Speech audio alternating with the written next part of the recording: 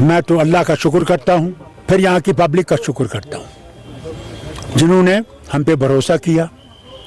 हमारा जो election manifesto था उस पर भरोसा किया और हम उम्मीद करते हैं कि अल्लाह में हमें हिम्मत दे इन जवानों के साथ कि हम लोग उस रियासत को फिर से बना सकें जो मोहब्बत में रहे और मोहब्बत में तरक्की करे और हिंदुस्तान का जो ताज है यह ताज फिर से चमकने लगे। काम किया है, मैं समझता हूँ इंशाअल्लाह इन 5 साल में ये और ज़्यादा काम करेंगे और लोगों के दिलों में अपने आप को बसाने की कोशिश करेंगे।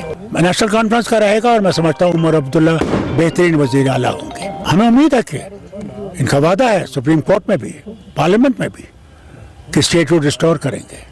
इंशाअल्लाह जल्दी होगा।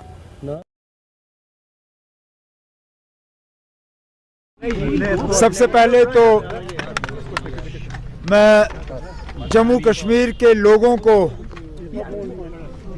दिल की गहराइयों से मुबारकबाद पेश करूंगा कि आखिरकार दोबारा 2018 के बाद जम्मू कश्मीर में एक जमहूरी निज़ाम कायम होगा। मैं उन तमाम वोटरों का शुक्रिया करना चाहता हूं जिन्होंने इन 3 फेज़ों में बाहर आके अपने वोट का इस्तेमाल किया। मैं बिलखसूस उन वोटरों का शुक्रगुजार हूं जिन्होंने नेशनल कॉन्फ्रेंस, कांग्रेस और अलायंस के उम्मीदवारों को कामयाब किया है। इस मैंडेट से एक बात तो बिल्कुल तय है कि आम तौर पे लोगों ने बीजेपी की जम्मू कश्मीर को जो सियासत रही है उसके खिलाफ वोट दिया है। बीजेपी ने जो पुरानी तंजीमों को, जिसमें खासकर नेशनल कॉन्फ्रेंस को सियासी निशाना बनाने की कोशिश की, हमें कमज़ोर करने की कोशिश की, हमारे मुतबादल यहाँ पे तंजीमें खड़ी करने की कोशिश की, आज उनका आम तौर पे देखा जाए तो नामो निशान जो है वो इस इलेक्शन में मिट गया है। लेकिन बड़ी बात ये है कि कश्मीर, जम्मू के पहाड़ी इलाके, यहाँ वोटों का बंटवारा नहीं हुआ, वोट तकसीम नहीं हुए। मुझे लगता है लोगों ने बहुत समझदारी से अपने वोट का इस्तेमाल किया।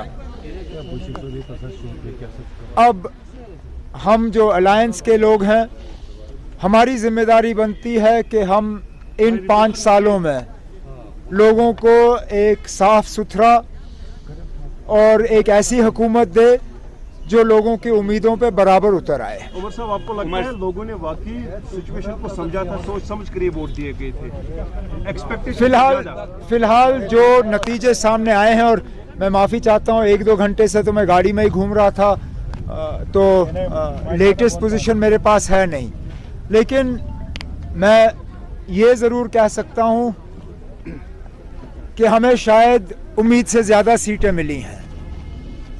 अगर इस इलेक्शन से पहले आपने मुझे कहा होता कि नेशनल कॉन्फ्रेंस की ये पोजीशन होनी है तो मैं शायद उस चीज़ को मानता नहीं, खासकर पार्लियामेंट इलेक्शन में जो हमारा हाल हुआ।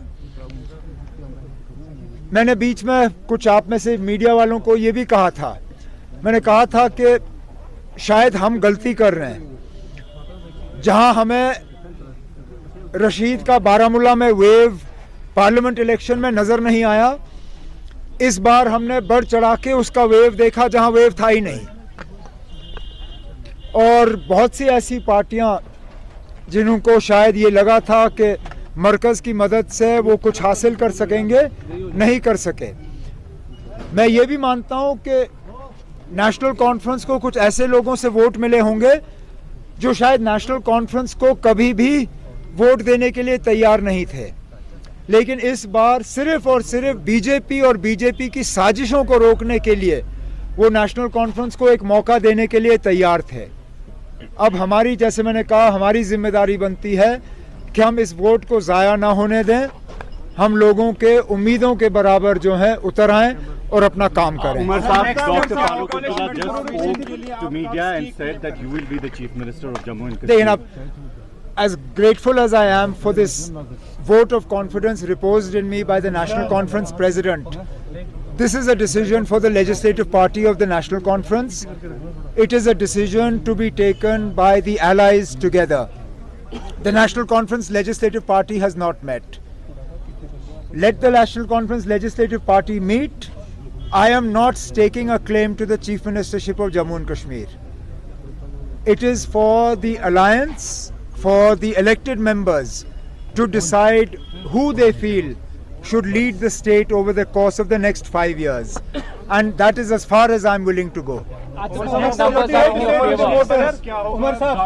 देखिए आप फिलहाल कल हमें थोड़ा सा इस जीत का मजा लेने दीजिए। मेरे साथी जो दूर दराज इलाकों में जीते हैं वो भी थोड़ा सा एक राहत का सांस लें। मुझे लगता है 1-2 दिन में हमें अपनी लेजिस्लेटिव पार्टी मीटिंग बुलानी होगी। उसमें नेशनल कॉन्फ्रेंस का लेजिस्लेटिव पार्टी लीडर चुना जाएगा। फिर अलायंस के साथ बैठ के हम तय करेंगे कि अलायंस को हेड कौन करेगा। उसके बाद जब हमें तमाम लेटर्स ऑफ सपोर्ट हासिल होंगे तो अलायंस की तरफ से लेफ्टिनेंट गवर्नर साहब से वक्त लिया जाएगा और हुकूमत बनाने का दावा किया जाएगा वहाँ पे, और फिर लेफ्टिनेंट गवर्नर साहब तक हैं कि वो अगला कदम क्या लेंगे। Are you satisfied with the performance of Congress? They have got 6 seats.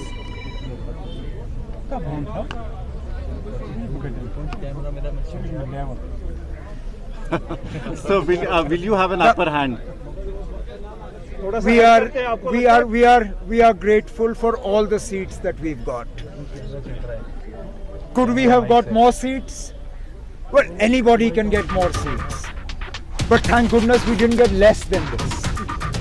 We have a mandate from the people to govern Jammu and Kashmir over the course of the next 5 years. And we have to make sure that we respect that mandate. I don't want to get into should we have had more, because then that's being greedy. हम अगर और मांगते तो शायद कम मिल जाते।